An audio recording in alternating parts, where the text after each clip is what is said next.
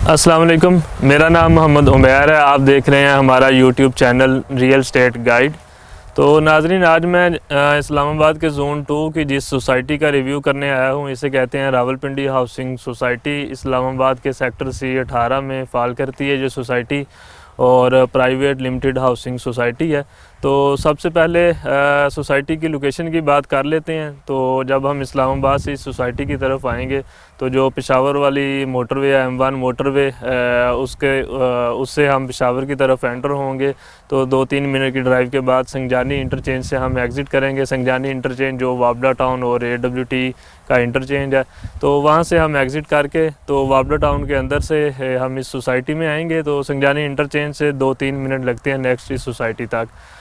तो इस सोसाइटी के एक साइड पे वाबड़ा टाउन है, एक साइड पे इसके B17 मल्टी गार्डन्स है।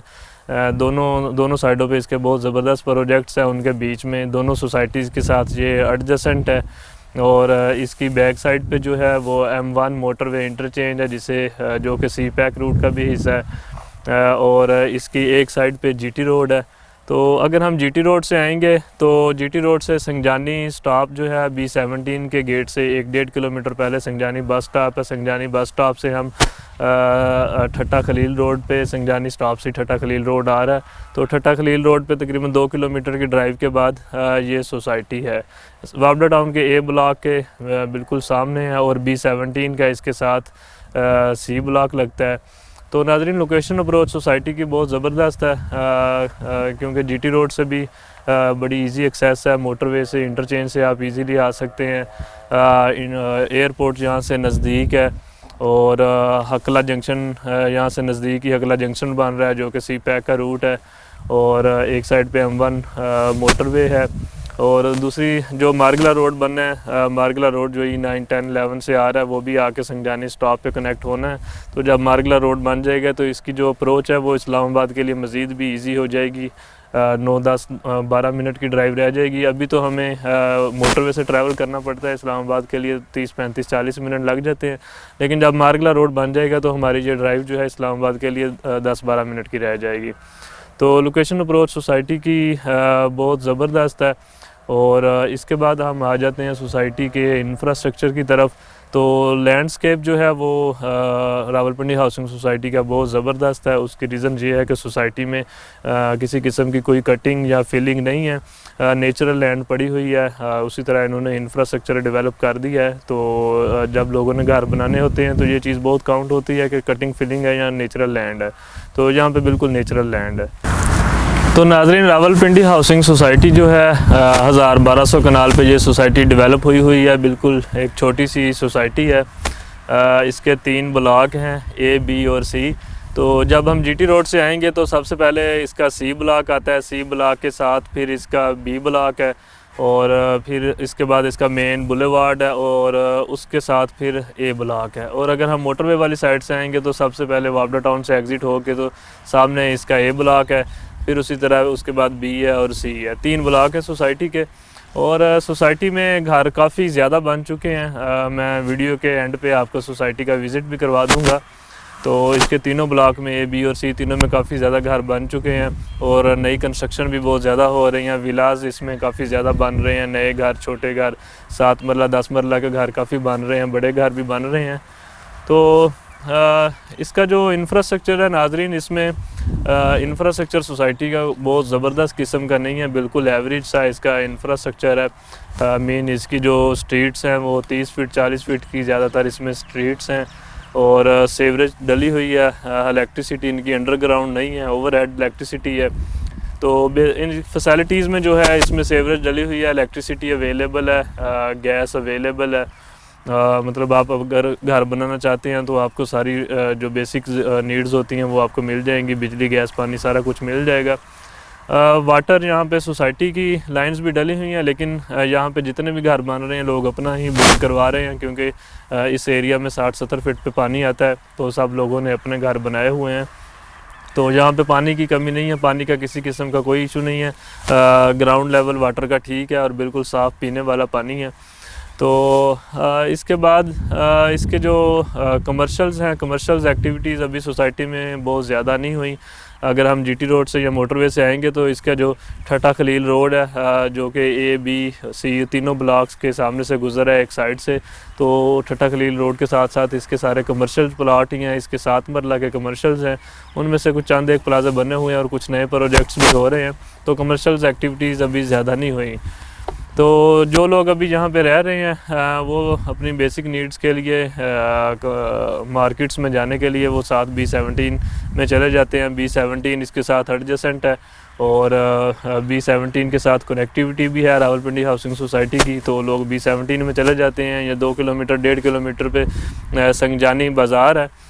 संगजानी बाज़ार में भी आपको सारी चीज़ें मिल जाएंगी, वहाँ पे स्टोर्स और हर तरह की शॉप्स अवेलेबल हैं।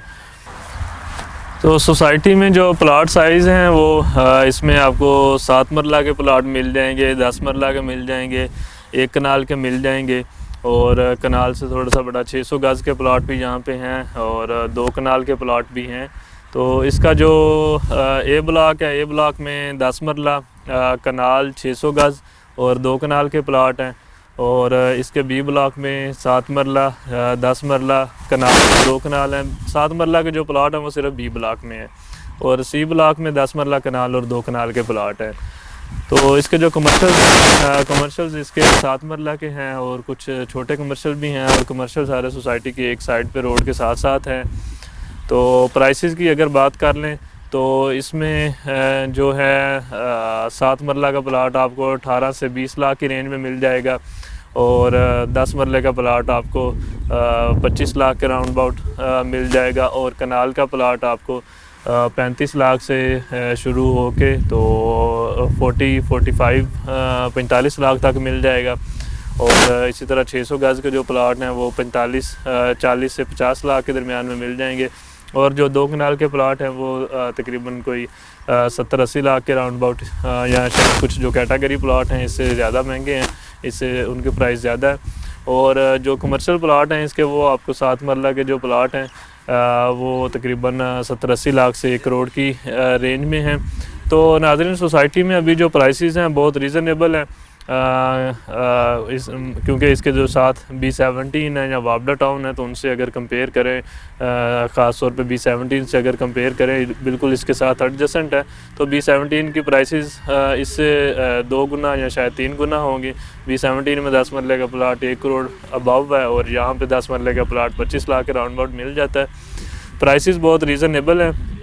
सोसाइटी की लोकेशन अप्रोच अच्छी है, प्राइवेट सोसाइटी है, मतलब अगर आप रीज़नेबल बजट में घर बनाना चाहते हैं तो आप यहाँ पे आके प्लाट लेके 20-25 लाख का आपको प्लाट मिल जाएगा या कनाल का लेंगे तो 30-35 लाख का मिल जाएगा। तो आप अपना अच्छा घर बना सकते हैं यहाँ पे रीज़नेबल बजट में।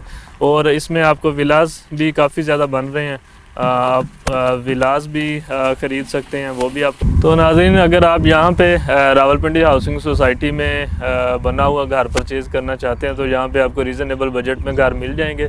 यहाँ पे 5-7 मरला के घर काफ़ी ज़्यादा बन रहे हैं जो कि मेरे ख्याल में कोई 70 लाख से 1 करोड़ की रेंज में 1 करोड़ 10 लाख तक आपको अच्छा बना हुआ घर मिल जाएगा। बड़ा एक रीज़नेबल सा बजट है, इसमें आपको घर मिल जाएगा।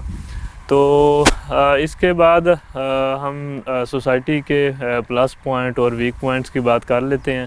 तो प्लस पॉइंट्स में तो इसके आपको जिस तरह मैंने बताया कि लोकेशन अप्रोच इसकी अच्छी है, प्राइसेस रीज़नेबल हैं और कम्पैक्ट लैंड नेचुरल लैंड है, तो घर काफ़ी ज़्यादा आबादी काफ़ी हो चुकी है। तो इसके अगर वीक पॉइंट्स देखें तो उसमें आपको मिल जाएंगे कि सोसाइटी में कोई बहुत ज़्यादा ग्रीनरी नहीं है। जिस तरह एक बहुत अच्छी सोसाइटी डेवलप हुई होती है उस तरह से नहीं है, एक एवरेज सोसाइटी है। स्ट्रीट साइज़ जो हैं इनके बहुत अच्छे नहीं हैं, 30 फीट या 40 फीट की इसमें जो हैं गलियाँ हैं। और कमर्शियल एक्टिविटीज़ अभी बहुत ज़्यादा नहीं हुई, कमर्शियल बहुत ज़्यादा अच्छे नहीं बने हुए, लेकिन कमर्शियल तो चलें फ्यूचर में बन जाएंगे क्योंकि कमर्शियल प्लाट्स तो इनके पास सोसाइटी ने बहुत ज़्यादा छोड़े हुए हैं। और बाकी बेसिक नीड्स तो सोसाइटी में मौजूद हैं सारी, बिजली पानी गैस मौजूद है, इलेक्ट्रिसिटी ओवरहेड है जो कि आजकल अच्छी सोसाइटीज़ में अंडरग्राउंड दे रहे हैं इलेक्ट्रिसिटी। तो इसके बाद एंड पे अगर नाज़रीन आप मुझसे ओपिनियन पूछें इस सोसाइटी के बारे में तो मैं आपको मशवरा दूंगा कि अगर आपने रीज़नेबल बजट में किसी अथेंटिक प्रोजेक्ट में घर बनाना है या इन्वेस्टमेंट करनी है तो आप रावलपिंडी हाउसिंग सोसाइटी को ज़रूर विज़िट कर लें। क्योंकि इस्लामाबाद से नज़दीक और नज़दीक तरीन और बड़े ही रीज़नेबल बजट में आपको यहाँ पे प्लाट या घर मिल जाएगा। क्योंकि इस बजट सोसाइटी के एनओसीज़ क्लियर हैं। आरडीए से एनओसी इनके पास मौजूद है, ज़िला कौंसल टीएमए के एनओसीज़ इनके पास मौजूद हैं। सॉरी, आरडीए सीडीए का एनओसी इनके पास मौजूद है और आरडीए से एनओसी अभी जो है इनका वो इन प्रोसेस है, लेकिन सोसाइटी में किसी किस्म की कोई लिटिगेशन नहीं है। क्योंकि कंस्ट्रक्शन हर तरफ हो रही है, घर शर बन रहे हैं, सारा कुछ चल रहा है काम। तो अच्छा प्रोजेक्ट है, एवरेज प्राइसेस में रीज़नेबल बजट में अच्छी सोसाइटी है। इसके साथ B17 वाबड़ा टाउन से कंपेयर करें तो उस हवाले से, या जोन 2 की जो सोसाइटीज़ हैं तो उस हवाले से ये एक रीज़नेबल बजट में एवरेज सी सोसाइटी है, तो इसका विज़िट लाजमी करें। तो नाज़रीन, इसमें जो रावलपिंडी हाउसिंग सोसाइटी में ट्रांसफ़र प्लाट्स की ट्रांसफ़र का प्रोसीजर जो है वो सोसाइटी के अंदर ही सोसाइटी का हेड ऑफिस बना हुआ है, यहीं से इसका ट्रांसफ़र होता है। तो ये प्राइवेट हाउसिंग सोसाइटी है। इसमें आपको सोसाइटी के ट्रांसफ़र भी करवाना पड़ेगा, सोसाइटी से आपको ट्रांसफ़र लेटर मिलेगा, फ़ाइल ट्रांसफ़र होगी, प्लाट नंबर के साथ फ़ाइल ट्रांसफ़र होगी, क्योंकि पोजेसन वाले प्लाट हैं, रेडी टू कंस्ट्रक्ट हैं। और फ़ाइल ट्रांसफ़र के अलावा यहाँ पे रजिस्ट्री इंतकाल भी है, क्योंकि प्राइवेट सोसाइटी है। तो कुछ लोग तो जो हैं वो सिर्फ़ सोसाइटी के ट्रांसफ़र पे ही काम चला लेते हैं, लेकिन कुछ लोग जो है वो रजिस्ट्री इंतकाल भी करवा लेते हैं। तो वो जिन लोगों ने घर बनाना होता है ज़्यादातर वो कोशिश करते हैं कि वो इंतकाल भी करवा लें, अपने नाम पे चढ़ा लें इंतकाल। जिन लोगों ने इन्वेस्टमेंट करनी होती है तो इंतकाल जो है वो सोसाइटी के नाम पे ही रहता है, वो लोग सिर्फ सेल परचेज़ करते रहते हैं। तो क्योंकि बार बार अगर आप सेल परचेज़ में इंतकाल के मामले में जाएंगे तो वो आपका एक एक्सपेंस भी ट्रांसफ़र का इंक्रीज़ हो जाएगा। ट्रांसफ़र फ़ीस सोसाइटी की कोई बहुत ज़्यादा नहीं है, बिल्कुल मुनासिब सी हैं, 100 रुपये पर स्क्वायर यार्ड जहाँ पे ट्रांसफ़र फ़ीस है। तो 7 मरला की मेरे ख्याल में कोई 20,000 और 10 मरला की 30,000, इस तरह से इसकी ट्रांसफ़र फ़ीस बनती हैं। अगर आप इंतकाल करवाते हैं तो इंतकाल में फिर आपको जो पटवारी का आपको देना पड़ता है ख़र्चा, जो इंतकाल की फ़ीस होती हैं, तो वो फिर आपका एक्सपेंस बढ़ जाता है। लेकिन अगर आप सिर्फ सोसाइटी का ट्रांसफ़र लेंगे तो उसमें आपका ख़र्चा काफ़ी कम है। और यहाँ पे कोई ज़्यादा टैक्सेस वगैरह भी नहीं है कि आपको सेल परचेज़ पे टैक्स देने पड़ते हों, तो वो भी यहाँ पे नहीं है। तो बड़े रीज़नेबल से बजट में आपका यहाँ पे ट्रांसफ़र हो जाता है सोसाइटी के अंदर ही।